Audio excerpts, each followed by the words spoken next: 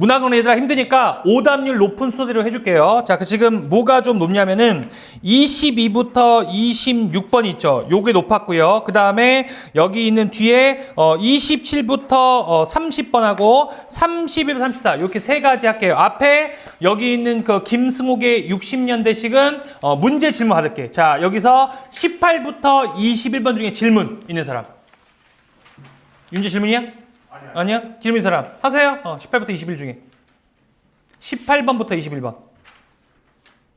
저 20번. 자, 가볼게. 자, 20번 볼게. 도인을 중심으로 윗글을 이해한 내용으로 적재하지 않은 것 했으니까 여기서 얘들아 중요한 거, 도인은 지금 애초에 뭐라 그랬어? 얘가 애초에 저거 한 사람이 아니지. 열정이 없는 게 아니라 어때? 열정이 사실 있는 데였는데 뭐야 얘들아? 지식인의 무기력함을 가지고 사는 애라고 체크해야 돼. 됐어? 그럼 자 갑니다. 1번. 도인이 답답하여 견딜 수 없다는 입장을 내비친 것은 자신의 유서가 밑줄 무의미한 낙서로 취급받았기 때문이 아니라, 여기서 답답한 건 어때더라? 내가 이렇게 모았기 때문에 그렇지. 주목받지 못하고, 또 하나 내가 뭐 한다 얘들아? 이렇게 살고 있는 자체가 답답한 거지 유서가 주목받지 못해서가 아니죠. 그래서 1번입니다. 몇 번 썼어요? 몇 번? 아니 이게 4번입니다. 도인이 모욕감과 패배감을 느낀 까닭은 그가 제거하려던 정열을 무의식적으로나 긍정하고 있던 것과 관련된다. 그렇죠. 내가 어때? 그동안 이게 의미 없고 되게 부정적으로 생각했었지. 근데 내가 열정 없다고 하니까 어때더라? 내가 갑자기 화가 나고 하는 건 내 내면은 뭐야? 열정이 있고 또 하나 열정을 중요하게 생각했던 거니까 이거는 맞게 되겠지. 됐습니까? 그래서 답은 1번이 됩니다. 나머지 주도 있어요? 없어? 그럼 넘어가서 26번부터는 같이 갈게요. 보기부터.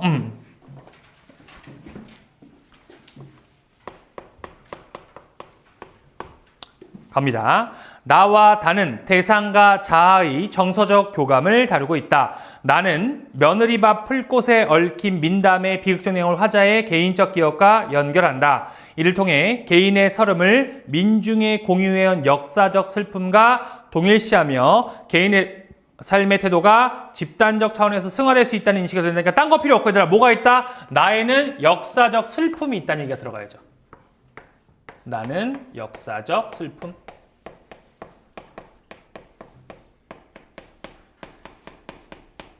됐죠? 요게 체크돼야 됩니다. 그 다음에 다는 화분에 담긴 물고기의 상황을 유배 중인 글쓴이의 처지와 연결한다. 이를 통해 주어진 환경에서 벗어날 수 없는 대상에 대한 위로와 연민이 드러내며 자신이 맞닥뜨린 현실을 운명으로 여기는 글쓴이의 성찰적 태도를 부각한다니까 다는 얘들아 두 개만 뽑으면 되죠? 첫 번째, 여기 있는 물고기 자체가 화자래요.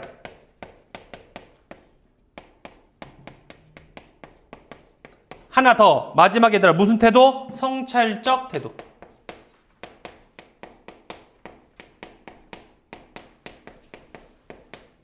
이렇게 두 가지. 됐습니까? 다시 한번 얘기할게 얘들아. 보기에서는 키워드만 뽑는 거지 깊이 있는 이해 파악은 본문 작품 안 보고는 안 된다고 알겠지? 그 다음에 앞으로 오세요. 그 다음에 하나 더 있습니다. 보기가 23번. 보기, 가해의 화자는 극한의 자연환경을 체험하고 이를 통해 자연이 지닌 순환성과 생명력을 떠올린다. 화자는 시련 속에서 고독하게 쇠락하는 자신의 생명도 자연의 원리에 따라 또 다른 생명으로 재생할 것이라고 여긴다. 나아가 이러한 자연의 특성이 인간의 사회와 부정정신을 극복하고 영속하는 원동력으로 작용하기도 한다니까 결국 어때더라? 순환성과 생명력이 있는 게 가죠.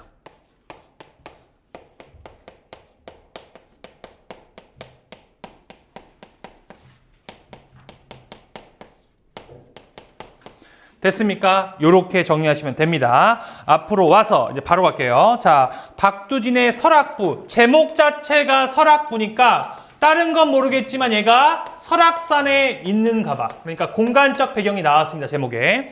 가볼게. 부여하는 치막자락 하얀 눈바람이 흩날린다.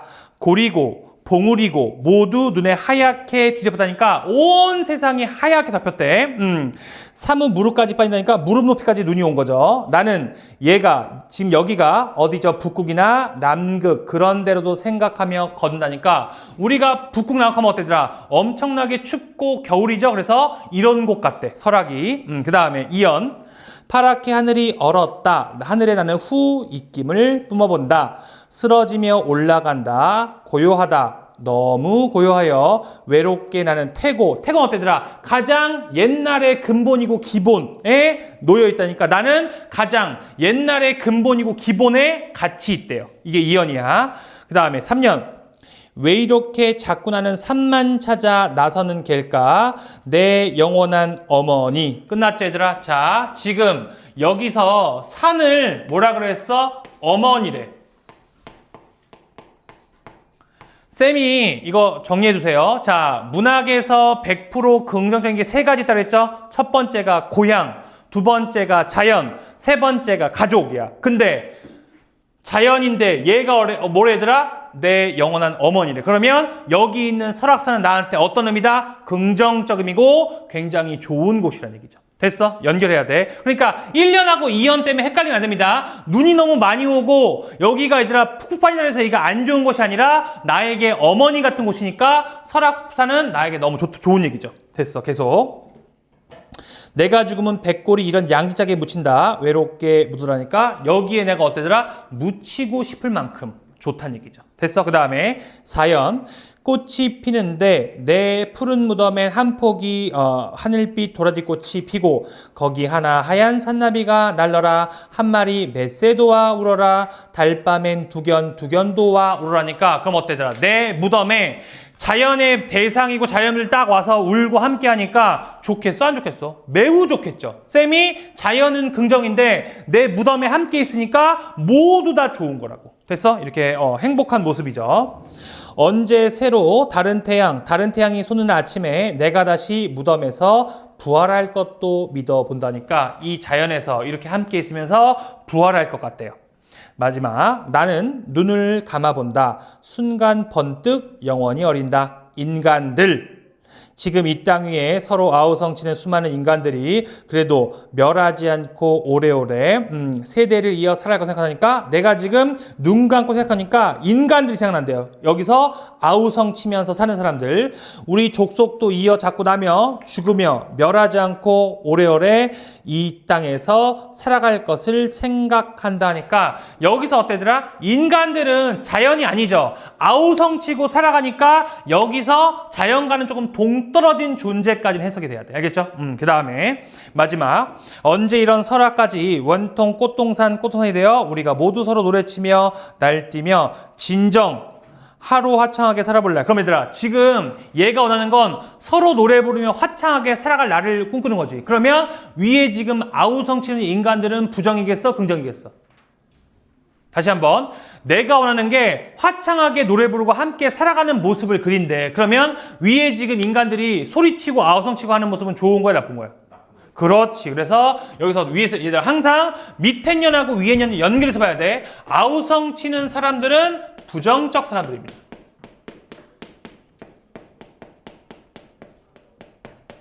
이것도 엄밀히 얘기하면 어때더라? 붙여읽기지. 정확히 하면 연과 연의 유기성 연결해서 봐야 됩니다. 그러면서 그립다니까 그거 어때? 지금 이 정선은 설악산에서 뭘 얘기하고 있어? 나의 소망을 얘기하는 거죠. 정선은 나의 소망.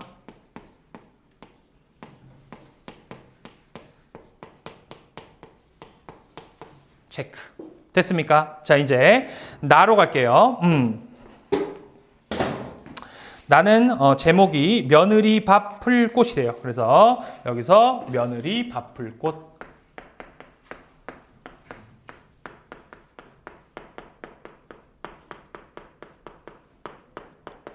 이것도 어때더라? 딴 건 모르겠지만 며느리 밥 풀 꽃 딱 하니까 이게 뭐가 된다더라? 시적 대상이 되겠죠. 그럼 얘를 어떤 감정으로 바라보는지가 중요해. 오케이? 가봅시다. 날씨 보러 뜰에 내려 그 햇빛 너무 좋아 생각나는 자 이제 묶어야죠. 삼부추, 개망초, 우술꽃, 만병초, 둥근번꼬리, 썬냉이, 돈나물꽃 묶으세요. 자 오랜만에 나왔죠 얘들아. 열거하고 있으니까 이 대상들은 위상과 의미가 똑같습니다. 시에서 이런 꽃들로 꽉 채워진 소군 산열도 안마도 지나 물길백리 저 송이섬에 갈까 하니까 이런 꽃들로 꽉 채워진 것을 지나서 송이섬에 갈까 한대요. 그 중에서도 우리의 서름 뼈물까지 녹아 흘러 밟으면 으스러지는 꽃, 이 세상 끝이 와도 끝내는 주저앉는 우리를 다시 나오지더라 일으켜 세우는 꽃. 그러면 여기서 어떤 꽃이 모르겠더라. 지금 이 꽃은 마지막에 우리가 써줬는데 이렇게 세워준대. 그러면 힘들고 절망적인 사람들한테 희망을 주는 꽃이니까 긍정이야 부정이야? 그렇지. 얘는 무조건 긍정이죠. 계속. 울엄니 나를 잉태한 저 입 덧나고 시엄니 시어머니 눈 돌려 흰쌀밥 한 숟갈 들통나 살강 밑에 떨어진 밥알 두 알하니까 어때? 부엌의 선반에 두 알이 떨어졌대. 그러니까 어때? 너네 옛날에 밥도 먹고 살기 힘든데 아기를 뵀으니까 어때? 입 덧이는데 이거 몰래 눈치 보고 먹은 거야. 근데 이거를 걸려가지고 두 알을 떨어뜨렸대. 이 선반 위에. 그 다음에 혀 끝에 감춘 밥알 두라니까 몰래 이 혀 끝에 그 두 알을 이렇게 감추고 있대요. 몰래 울음 훔쳐 먹고 그 울음도 지쳐 추스름 끝에 피는 꽃 며느리밥 풀꽃. 그럼 자 중요하더라. 이것도 연결해야 돼. 인가로 가야 돼. 어머니가 지금 몰래 시어머니 몰래 쌀밥을 두 알 넣었다가 이것 때문에 태어난 게 뭐가 된다? 여기 있는 며느리밥 풀꽃이래. 그러면 자 위에서도 이 꽃은 우리의 절망적일 때 이렇게 지어줬으니까 좋겠죠. 또 하나 어머니가 긍정인데 어머니 때문에 만들어진 풀꽃이니까 얘는 긍정이야 부정이야? 오케이. 두 번이나 강조했죠? 얘는 긍정적인 겁니다. 햇빛 기진하면은 혀 빼물고 지금도 그 가이성 그늘에 피었느니라 하니까 여기서 지금 며느리밥 풀꽃을 생각하면서 어때더라? 여기서 지금 노래한 거죠. 그래서 정서는 뭐야? 어머니와 꽃에 대해서 생각하죠. 꽃에 대한 생각. 당연히 긍정입니다. 이렇게 정리. 됐죠? 자, 그 다음에 다로 갈게요. 기어준의 양어설에서 여기서는 무슨 뜻인지 모르겠지만 물고기 어짜니까 물고기에 대한 이야기를 가보자. 나는 물고기가 거품을 부으면서 죽어가는 모습을 참아 볼 수가 없어 지륵으로 만든 화분에 넣고 물을 부어 주었다. 물이 가득 차는데도 물고기는 움직이지 않았다. 그럼 여기까지 했을 때 어때더라? 물고기가 죽은 것 같죠? 죽은 것 같아. 어떤 놈은 둥둥 뜨고 어떤 놈은 축 가라앉았다.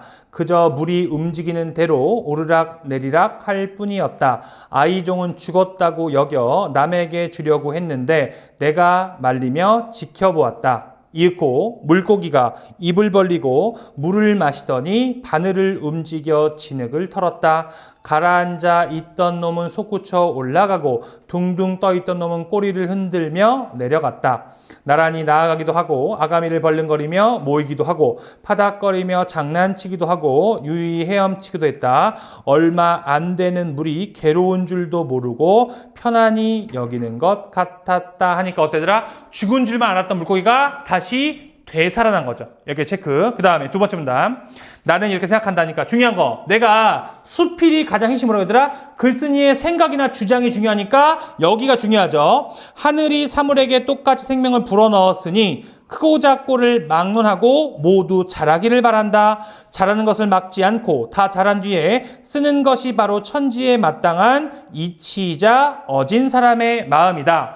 내가 너를 살려서 다 자라게 하려는 것도 아니요. 너를 길러 어딘가에 쓰려고 하는 것도 아니다. 그저 눈으로 보고 느낀 바가 있어서 고통스럽게 죽어가는 목숨을 살려준 것이다니까. 그럼 어때더라? 측은지심이죠? 내가 너를 불쌍하게 여겨서 이렇게 살려준 거래요. 어찌 타고난 본성대로 자라게 해주려는 것이겠는가? 개울과 골짜기에서 마음껏 논일고 헤엄치며 지내야 즐겁다는 것을 내가 모르지 않지만 내가 갇혀있는 죄수 신세라 나 자신도 보호할 수 없는데 너를 어떻게 저 멀리 있는 강이나 바다로 보내줄 수 있겠는가 하니까 그럼 어때더라? 얘가 감옥 어디 갇혀 있으니까 얘를 멀리 보낼 수 없는데 그래도 살려는 준 거죠. 내 입장에서 최대한. 그 다음에 내가 측은한 마음이 드는 이유는 비단 너를 보고 마음에 느낀 바가 있어서 그런 것은 아니다. 내 마음대로 하지 못하는 것이 있고 내 힘이 닿지 않는 것이 있어서이다.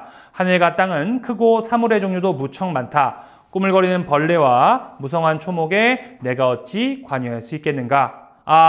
내가 중국 땅에 태어나서 촘촘한 그물을 사용하지 못하게 한 성인의 정치를 만났더라면 상수에서 마음껏 헤엄치고 동정호에서 여유롭게 논일면서 알을 낳고 새끼를 키우며 천선이로 살 수 있었을 것을 교룡처럼 큰 동물도 제 집을 잃으면 개미처럼 조그만 곤충이 덤비는 법이거늘 하물며 너의 고기를 먹어 제 배를 불리고 제 몸을 살찌게 하려는 자들이 얼마나 많겠느냐.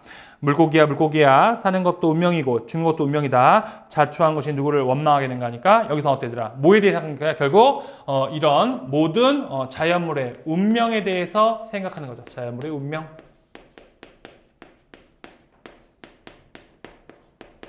그러니까 하늘이 정한 운명대로 어때더라? 살아간다는 걸 의미하는 겁니다. 됐습니까? 여기까지. 읽고 이제 문제로 가볼게요. 자, 내가 얘기했잖아. 보기부터 역순으로 가는 거니까 26번 먼저 갈게. 자, 보기를 참고하여 나와 다를 감상한 내용으로 적자하지 않은 거. 보기. 나와 다는 대상과 자아의 정서적 경험을 다루고 있다. 나는 며느리밥 풀꽃에 얽힌 민담의 비극적 내용을 화자의 개인적 기억과 연결한다니까 어때? 어머니랑 연결했죠. 맞죠? 그 다음에 이를 통해 개인의 서름을 민중이 공유해 역사의 스푼과 동일시하며 개인의 삶의 태도가 집단적 차원에서 승화될 수 있다는 인식을 드러낸다니까 어때? 우리 민족이 느꼈던 아픔을 여기서 이제 드러냈대요. 그 다음에 한편 다는 화분에 담긴 물고기의 상황을 유배 중인 글쓴이의 처지와 연결한다. 이를 통해 주어진 환경에서 벗어날 수 없는 대상에 대한 위로와 연민을 드러내며 자신이 맞닥뜨린 현실을 운명으로 여기는 글쓴이의 성찰이니까 여기서 어때더라? 지금 다에서는 여기 있는 자기 자신을 되돌아보는데 운명을 거스를 수 없다는 걸 얘기하는 겁니다. 갑니다. 1번. 나에서 며느리밥 풀꽃을 우리를 다시 일으켜 세우는 꽃이라고 한 것은 시련을 견디며 꽃이 살아간 이 개인의 태도가 집단적 차원으로 승화된다는 얘기죠. 1번은 맞는 얘기. 2번. 나에서 눈 돌리는 시험리로 인해 몰래 우름 훔쳐먹는 우럼니의 모습은 부당한 핍박으로 인해 서름을 겪는 살아온 민중의 비극 역사. 어때? 개인의 역사가 민중의 역사로 이건 복이랑 연결해야 되더라. 2번도 맞습니다. 3번. 다에서 거품을 뿜으면서 죽어가는 물고기에게 물을 부어주는 것은 만물이 제각기 타고난 습성대로 살아가게 함으로써 하늘의 이치를 실현하려는 것. 얘들아, 여기서 만물이 제각기 타고난 습성대로 살아가게 하는 게 아니라 뭐야 얘들아? 도움을 준 거죠? 그러니까 얘가 만약에 만물대로 있으면 얘는 그냥 죽었어야 돼. 근데 여기서 물을 준 거는 글쓴이의 도움이 들어간 거지 여기서 지금 스스로 습성대로 살아가는 건 아니죠. 답 몇 번? 3번이 답이 됩니다. 됐습니까? 체크. 4번. 다에서 지륵으로 만든 화분에서 지내는 물고기를 나 자신도 보호할 수 없는 상황과 연결한 것은 자유롭지 못한 대상의 처리를 통해 유배 중인 글쓴이. 현실이죠? 그것도 맞고요.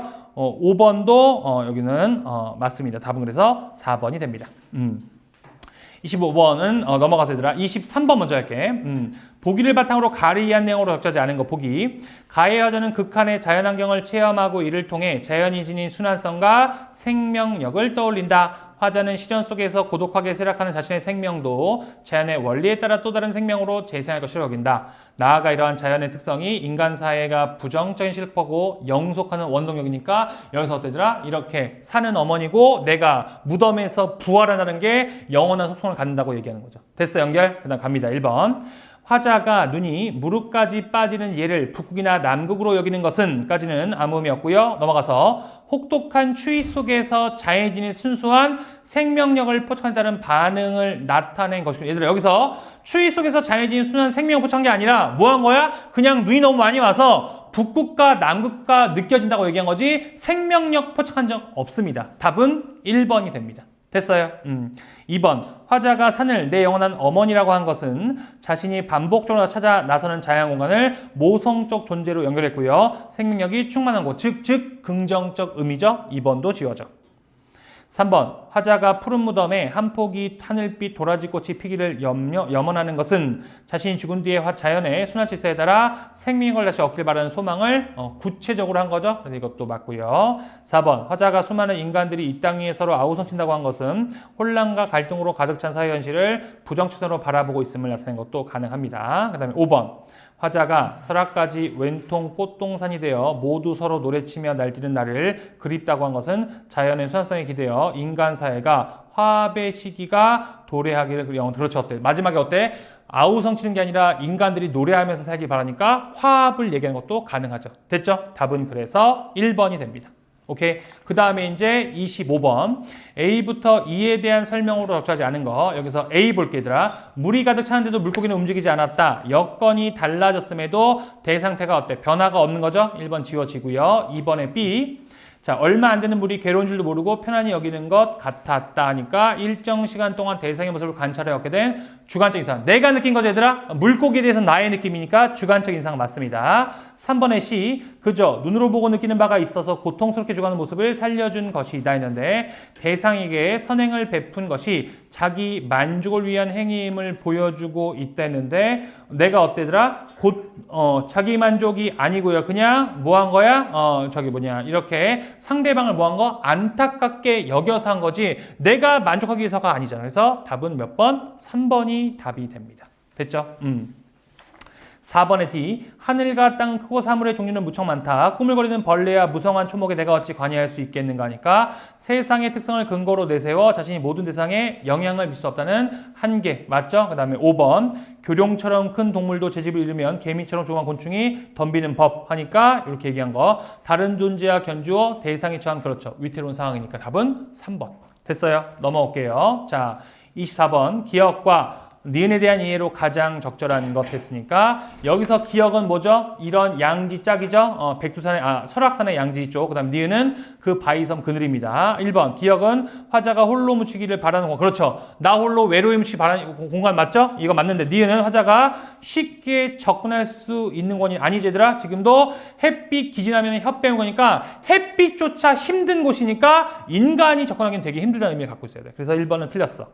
2번 기억은 화자가 지향하는 가치를 실현하는 공간 맞죠? 2번은 맞고요. 니은 볼게. 화자가 주목하는 가치가 발현되는 공간. 자 여기서 어때더라? 꽃은 긍정인데 얘가 거기 피니까 이게 발현되는 공간으로 보는 것도 가능하겠네. 됐습니까? 답 몇 번? 2번이 답이 됩니다.